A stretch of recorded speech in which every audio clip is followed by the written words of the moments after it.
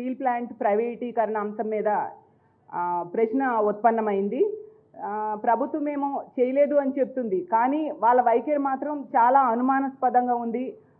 కార్మికులకు కూడా భయోందోళన కలిగించేట్టుగా వాళ్ళు చేస్తున్న పనులు ఉన్నాయనేది క్లియర్గా స్పష్టమైంది. ఎందుకంటే గత కొద్ది రోజులుగా ఈ కూటమి ప్రభుత్వం అధికారంలోకి వచ్చిన దగ్గర నుంచి చూస్తే ఈ స్టీల్ ప్లాంట్ ప్రైవేటీకరణ దిశగా ఎన్నో అడుగులు వేస్తూ ఉన్నారు. ఎందుకంటే 3 బ్లాస్ట్ ఫర్నేస్లు ఉంటే అందులో 2 ఆగిపోయాయి. అందులో ఒకటి మొన్న ప్రారంభమైన 10 రోజుల క్రితం, ఇంకొకటి ఆగే ఉంది. అలాగే వాళ్ళకి జీతాలు కూడా సరిగ్గా చెల్లించట్లేదు. ఇవేను రెగ్యులర్గా ఉండే ఉద్యోగులకు కూడా గత నెల అయితే 50% జీతం ఇచ్చారు, ఈ నెల 35% మాత్రమే ఇవ్వడం జరిగింది. అలాగే తీసుకుంటే అలవెన్సులు కూడా కోత విధించేస్తూ ఉన్న పరిస్థితి. అలాగే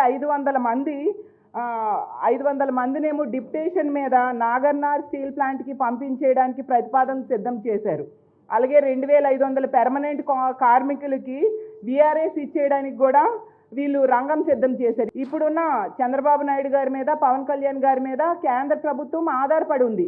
వీళ్ళు కనుక ఒక డెడ్ లైన్ పెట్టుంటే ఖచ్చితంగా ఒక 24 గంటల్లోనూ 48 గంటల్లోనూ ఈ ప్రైవేటీకరణ అనే దాన్ని ఉపసంహరించుకుంటున్నాము అనే అనౌన్స్మెంట్ కేంద్రం నుంచి రావాలి, లేకపోతే మేము మద్దతు ఉపసంహరించుకుంటామని వీళ్ళు డెడ్ లైన్ పెడితే వాళ్ళు ఎందుకు దిగిరారు అని మేము ప్రశ్నిస్తూ ఉన్నాము. జగన్మోహన్ రెడ్డి గారు చెప్పారు విశాఖపట్నం స్టీల్ ప్లాంట్ ప్రైవేటీకరణ చేయొద్దు అని చెప్పి. మరి 29వ తేదీ మోడీ గారు విశాఖపట్నం వస్తారని తెలిసింది. మరి సీఎం గారు అలాగే డిప్యూటీ సీఎం గారు అందరి ముందు ఈ ప్రతిపాదన చేయాలి, అలాగే మోడీ గారితో కూడా అనౌన్స్మెంట్ చేయాలి. ఈ ప్రైవేటీకరణ ప్రతిపాదన వెనక్కి తీసుకుంటున్నాము అని అనౌన్స్మెంట్ చేయాల్సిన అవసరం ఉంది.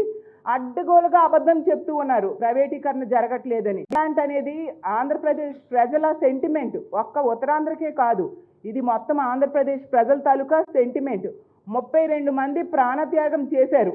విశాఖ ఉక్కు ఆంధ్రుల హక్కు అని చెప్పి నినదిస్తూ 32 మంది ప్రాణత్యాగం చేశారు. చంద్రబాబు నాయుడు గారు, పవన్ కళ్యాణ్ గారు ఎన్నికల సమయంలో ఈ ప్రైవేటీకరణ చేయనివ్వమని చెప్పడం వల్ల నమ్మి ఆ ప్రాంతంలో ప్రజలందరూ ఓట్లేయడంతో అన్ని సీట్లు ఆ పార్టీ గెలుచుకోవాలి.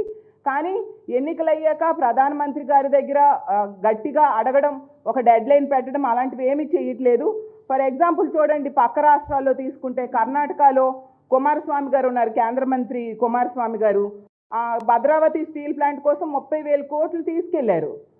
కేవలం 2 ఎంపీలు ఉన్నారు అతని దగ్గర. మరి 21 మంది ఎంపీలు ఉన్నారు. మన మీద డిపెండ్ అయ్యి కేంద్రం ఉంది, కేంద్ర ప్రభుత్వం నిలబడింది. మరి మనం గట్టిగా అడిగితే ఎందుకు ఎవరు చెప్పండి? 21 మంది ఎంపీలు ఉండేటప్పుడు ఎందుకు ఎవరు అడుగుతున్నవి? సెయిల్లో విలీనం చేయమని, పెట్టుబడి కింద 15,000 కోట్లు కావాలనేసి అడుగుతూ ఉన్నారు. లేదా కేంద్రము ప్రతిపాదించిన పెట్టుబడుల ఉపసంహరణ నిర్ణయాన్ని వెనక్కి తీసుకోవాలని అడుగుతున్నారు. అవి చాలా న్యాయబద్ధమైనది. నిజంగా ఇలాంటి సెంటిమెంట్తో కూడుకున్న స్టీల్ ప్లాంట్ని ఈ కూటమి ప్రభుత్వం ఆ కార్మికుల్ని మోసం చేయడం చాలా దారుణం. ఖచ్చితంగా ప్రధానమంత్రి గారు వచ్చినప్పుడు ఈ కూటమికి సంబంధించిన ముఖ్యమంత్రి గారు, సీఎం గారు కలిసారు కాబట్టి ప్రధానమంత్రి గారితో ఎట్టి పరిస్థితుల్లో స్టీల్ ప్లాంట్ ప్రైవేటీకరణ ఆపాలని అనౌన్స్ చేయాల్సిందిగా మేము డిమాండ్ చేస్తూ ఉన్నాము. అలాగే తీసుకుంటే వైజాగ్ స్టీల్ ప్లాంట్తో పాటు ఛత్తీస్గఢ్లో నాగర్నార్ స్టీల్ ప్లాంట్ కూడా ప్రైవేటీకరణ కేంద్రం ప్రతిపాదించింది, కానీ ఎన్నికల టైంలో వెనక్కి తీసేసుకుంది.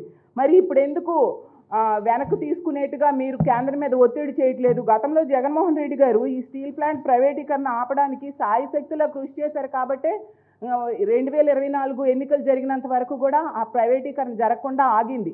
ఎందుకంటే ఎన్నోసార్లు ప్రధానమంత్రి గారికి లేఖ సాక్షాత్తు ప్రజలందరి ముందు అడగడం, మా ఎంపీలందరూ కేంద్రంలో 120 మంది ఎంపీల మద్దతు తీసుకొని సంతకాలు పెట్టించారు. వాళ్ళతో మాట్లాడి వాళ్ళ సమస్యలు తెలుసుకున్నారు. వెళ్ళిన ప్రతిసారి కూడా ప్రధానమంత్రి గారి దగ్గర ఈ ప్రతిపాదన పెట్టడం జరిగింది.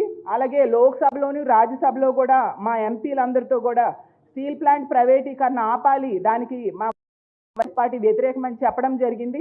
కానీ కేంద్రం అప్పుడు మా ప్రభుత్వం మీద, మా ఎంపీల మీద డిపెండ్ అయ్యే స్టేజ్లో లేదు. ఈరోజు కేంద్రం ఈ కూటమిలోని ఎంపీల మీద డిపెండ్ అయి ఉంది కాబట్టి మీరు ఖచ్చితంగా డెడ్ లైన్ పెట్టి ఈ స్టీల్ ప్లాంట్ ప్రైవేటీకరణ దిశగా అడుగులు పడుతూ ఉన్నాయి. ప్రజలను మభ్య పెట్టొద్దు. మీరు చిత్తశుద్ధితో స్టీల్ ప్లాంట్ ప్రైవేటీకరణ ఆపడానికి కృషి చేయాలి. స్టీల్ ప్లాంట్ ప్రైవేటీకరణ అనౌన్స్మెంట్ వచ్చేంత వరకు కూడా మీరు దీని మీద పోరాటం చేయాలని కోరుకుంటూ సెలవు తీసుకుంటున్నాను. మరిన్ని వీడియోస్ కోసం ఛానల్ సబ్స్క్రైబ్ చేయండి. లేటెస్ట్ అప్డేట్స్ కోసం వాట్సాప్ ఛానల్ ఫాలో అవ్వండి. అండ్ లింక్ డిస్క్రిప్షన్ లో ఉంది.